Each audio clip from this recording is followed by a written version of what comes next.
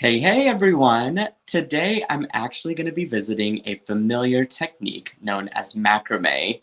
And macrame is something that I started out as a jewelry designer. It was my gateway technique into all kinds of possibilities. And to be able to revisit it with capture chain, it's pretty special. One thing I love about this project that it requires very few materials to complete. And it's so easy to put together, and I'm just so delighted to teach you how to do it. If you're looking for the materials on how to make this design, you can check out the video description on YouTube. And while you're there, please give this video a thumbs up and do subscribe. Now, my name is Nilay Patel. I'm the owner, designer, and educator at Silver Silk & More, and my job is to bring you guys exciting, fun tutorials using all kinds of silver silk and even some fun materials in between to incorporate it with. So, why don't we get started with today's project, and I'm going to flip it to the picture of what the project is going to look like. Alrighty, so I've got a few things at my table, and I like to start out with tools first. So here I've got a pair of round nose pliers, and I've got a pair of chain nose pliers. These are both from a company called Wubbers, who make exquisite tools. I love using these for everything, and I've got even more tools in Wubbers in this line that I'm excited about, but we're only going to be using the two today, so we'll set those aside. I've also got a pair of Lindstrom cutters, and I use these for everything except for memory wire. So I cut beading thread, beading wire, craft wire, and even silver silk with it. So it's very handy to have a really strong pair of cutters that are very reliable. I am also using this blank skinny brass cuff. You can find this at silversilkonline.com in the other products section. And this is a really fun cuff you could do all kinds of stuff with it. And the technique that I'm going to teach you today is just one of the different styles that you can use this for. It is a pretty standard cuff. You can actually expand or contract it as you wish, as you want it to fit your wrist. So it's pretty easy to bend. And then it is about 5 to 6 millimeters in width, which makes it very accessible for even flat mesh, which is about the same size. So if you're looking to just do a plain design and just glue some flat mesh on it, you can absolutely do that.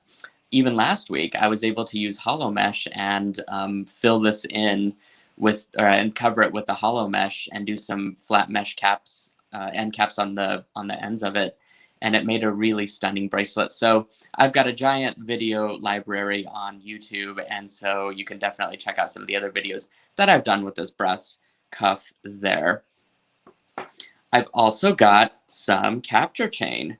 This is capture chain, and it is called Storm, the color. So what it is a 6-needle weave, essentially, that the machine knits. So it is machine knitted, so you're going to see some very precise knitting on it. And it comes out as a round sleeve, and you can fill that round sleeve with just about anything you want. In this case, what makes it the capture chain is the ball chain interior. So it's very supple and very flexible, and it's got a wonderful drape to it. And what makes this color Storm is that I'm using gunmetal plated ball chain, and knitted over that is a dark blue wire. So hence that name Storm. You just get these dark blue color hues out with the weather. And so I just thought it was an appropriate name for this. And I'm using let's just say about 10, probably 15 inches, two 15-inch lengths. And then the capture chain does come on a 3-foot spool. So really you could just trim it in half once you grab some. And then I'm just using some craft wire. This happens to be from Softflex company. And this is 20 gauge in vintage bronze. And it is extremely soft. I love using this. It's very forgiving on the crafter's fingers, I must say, because it's so soft and easy to use. So I'm just going to be using about 1 foot per side. So I'm going to cut 2 feet of it and get that ready. Fantastic. The wire will be used to secure the ends, and so we're going to start by securing the one end first before we get into our macrame. Now to do this, you'll want to make sure that you do clean up your ends. You could see that one of them, the ball chain has sort of receded inside of that knit sleeve. So I'm just going to go ahead and just cut that. You'll notice that when you do cut it, sometimes there's these little wire pieces that tend to fall out. I call these wire fuzzies. Um, I don't know why. It just seems like a name that stuck with me, and I'm just going to go with it. So you'll want to grab all of those different little wire fuzzies and pick them out. That way you've got a nice clean end to your capture chain. And the same goes for really any of the silver silk chains. You want to make sure that you just have a nice clean end. What's great about these chains is that it doesn't fray. You'll only really get those annoying little wire fuzzies that tend to get in the way of crimping. So you definitely want to just remove those while you have that opportunity in the beginning here. So I just kind of pinch rolled the ends, and that just kind of gets my wire all set up. And I'm going to sandwich my cuff right between the two. And I'm going to take one of my wire pieces. I'm going to count 2 of the beads of the ball chain in, and I'm going to go ahead and string it through. There we go. And same thing to this side. I'm just going to count 2 of the beads of the ball chain in, and then just go right through it. That's one of the things that I love about capture chain. It's just so easy to sew through and to design whatever your heart desires with just a few little bit of mechanics, you know, learning how to do stuff essentially, and to make it look like a nice, clean, professional finish at the end. So really all I'm doing now is just wrapping all 3 items, all 3 pieces here together. And I'm going to do a messy wrap. I like messy wraps because they are more forgiving. And you don't have to be super precise as long as you get a nice solid hold on whatever you are wrapping. It's all that matters. So I'm just going to go around both ends here, just like that. Kind of tapers off at the end, which is nice.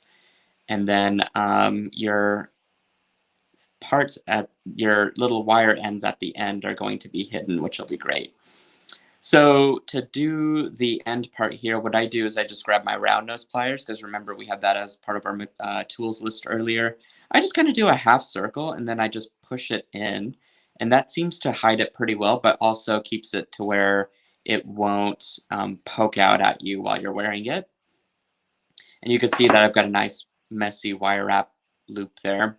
You can always add on more wire if you feel that it's a little too bare. I pretty much am okay with this, so I'm just going to leave it. So now it's time to macrame. So get your thinking caps out and get that nostalgia out from camp back in the summer camp back in the day. So what we're going to do is make a 4 here. And I'm going to go with my right side. So I'm starting with my left side and I'm making a 4, or a backwards 4, I guess. And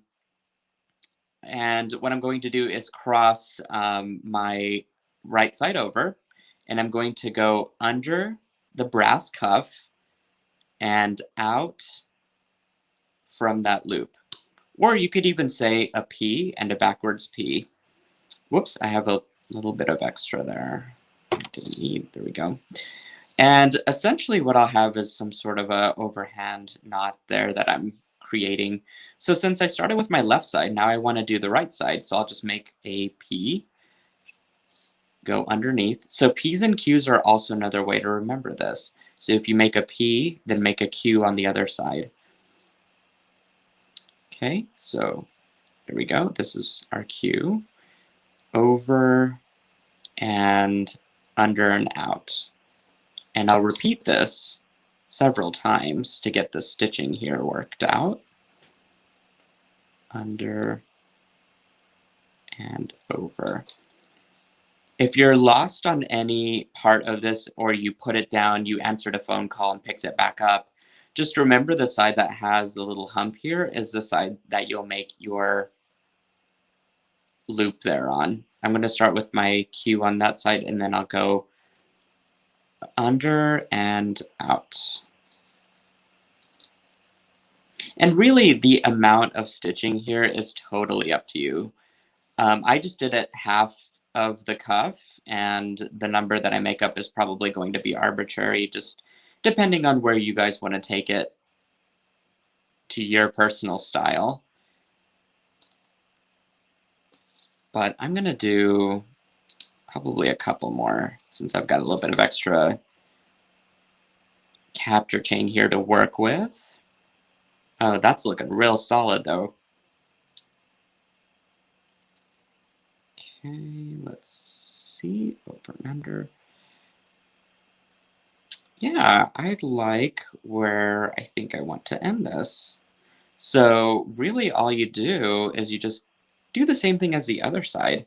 You're going to gather up both of these strands. You're going to pick a spot and go through your 2 capture chains. So I'm going to go right here and here. Once you've kind of done that, I'm just going to do a couple of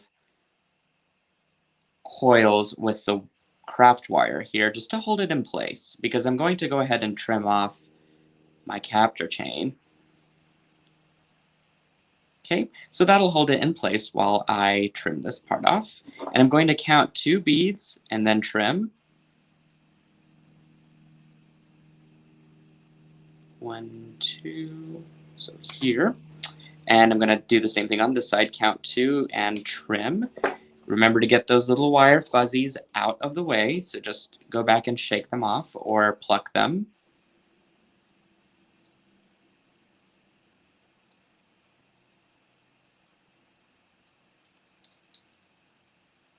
Okay, you've got one more here. Sometimes they like to hide, so you really have to take a couple seconds to find them. But it looks like I got them, so I'm just going to roll pinch on both of those. And then I can basically wrap this up, so to speak. Pun intended. All the good things.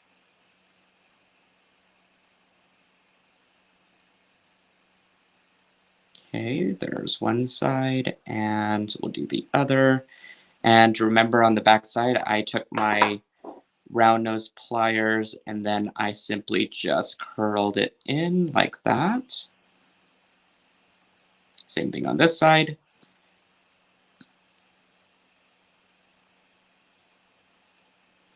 Just do a half round loop there, should be sufficient enough. And then if it's not going down all the way, just take your chain nose pliers. There we go. And boom, we have ourselves a lovely macrame bracelet that we can wear on the go. And I really like this one, so I might keep it for myself.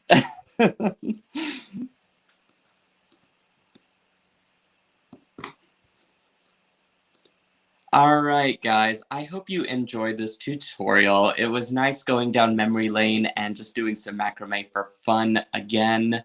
And again, I just got to do it with capture chain, and just felt special because that's really where I did start my fundamentals in jewelry making, and it truly was a gateway. I haven't quit since then, even though I've explored different styles and techniques.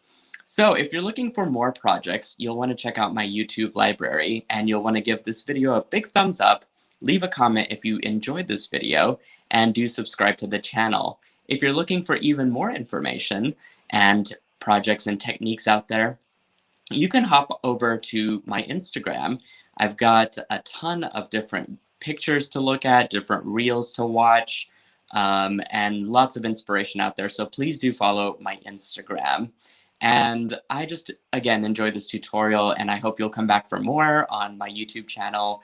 And until next time, I will see you guys. Keep it creative and fun and vibrant. Mwah! I'm Nilay Patel, and I am out for this tutorial.